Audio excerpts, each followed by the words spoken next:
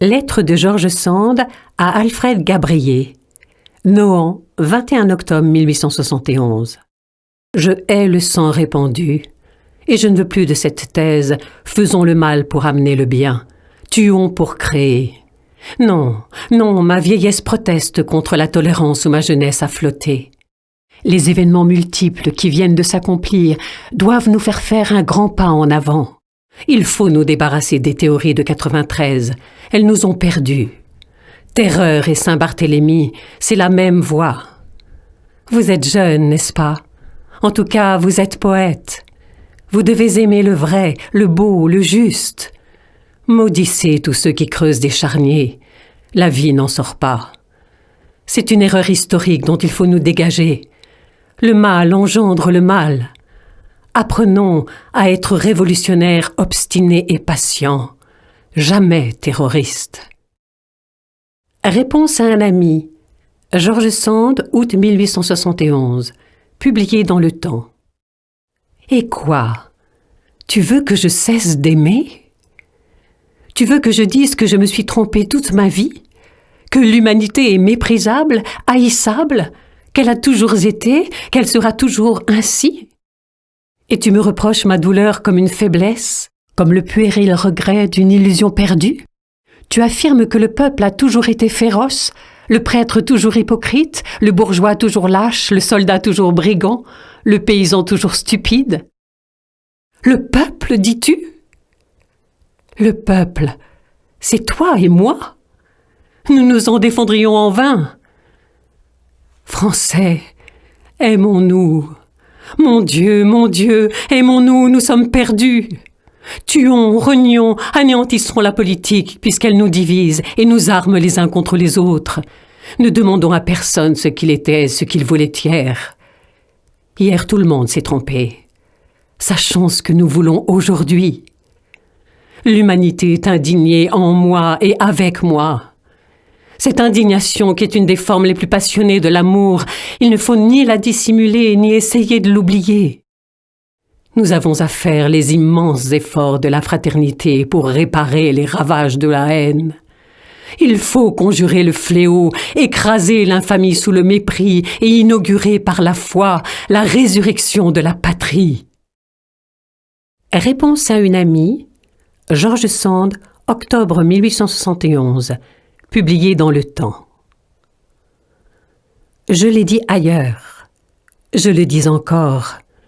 Le suffrage universel, c'est-à-dire l'expression de la volonté de tous, bonne ou mauvaise, est la soupape de sûreté sans laquelle vous n'aurez plus qu'explosion de guerre civile. Comment ce merveilleux gage de sécurité vous est donné? Ce grand contrepoids social a été trouvé et vous voulez le restreindre et le paralyser? Vous représentez l'intelligence et vous en rejetez la base qui est le bon sens. Ayons la sagesse d'attendre, le courage de croire, la patience de subir au besoin quelques déviations sans trébucher à chaque pas sur la ligne que nous nous sommes tracée. Nous sommes dans la situation la plus périlleuse et la plus tourmentée qui fut peut-être jamais. Et cependant, cette situation est très favorable à une renaissance sociale si nous voulons la comprendre. Que les erreurs de l'ignorant lui soient pardonnées. On n'a pas le droit de punir l'ignorance, mais il faut l'éclairer. Car si on ne se hâte, elle nous perdra avec elle, et ce sera notre faute encore plus que la sienne. Discours prononcé par Victor Hugo au Sénat, le 22 mai 1876, pour l'amnistie des communards. Extrait. Messieurs, j'y insiste. Quand on sort d'un long orage, quand tout le monde a, plus ou moins, voulu le bien et fait le mal, quand un certain éclaircissement commence à pénétrer dans les profonds problèmes à résoudre, quand l'heure est venue de se remettre au travail, ce qu'on demande de toutes parts, ce qu'on implore, ce qu'on veut, c'est l'apaisement, c'est l'oubli. Messieurs, dans la langue prolifique, l'oubli s'appelle l'amnistie. Je demande l'amnistie. Je la demande pleine et entière, sans condition, sans restriction. Il n'y a d'amnistie que l'amnistie. L'oubli seul pardonne. La clémence n'est autre chose que la justice, plus juste. La justice ne voit que la faute, la clémence voit le coupable. À la justice, la faute apparaît dans une sorte d'isolement inexorable. À la clémence, le coupable apparaît entouré d'innocents. Il y a un père, une mère, une femme, des enfants qui sont condamnés avec lui et qui subissent sa peine. Lui, il a le bagne ou l'exil. Eux, ils ont la misère. Ont-ils mérité le châtiment? Non. L'endurent-ils? Oui. Là, devant cette calamité, la guerre entre citoyens, la clémence n'est pas seulement utile, elle est nécessaire. Messieurs, la guerre civile est une sorte de faute universelle. Qui a commencé? Tout le monde et personne. De là cette nécessité, l'amnistie, mot profond qui constate à la fois la défaillance de tous et la magnanimité de tous. L'amnistie est la suprême extinction des colères, elle est la fin des guerres civiles. Pourquoi? Parce qu'elle contient une sorte de pardon réciproque. Messieurs, depuis 5 ans, je remplis dans la mesure de mes forces un douloureux devoir que, du reste, d'autres meilleurs que moi remplissent mieux que moi.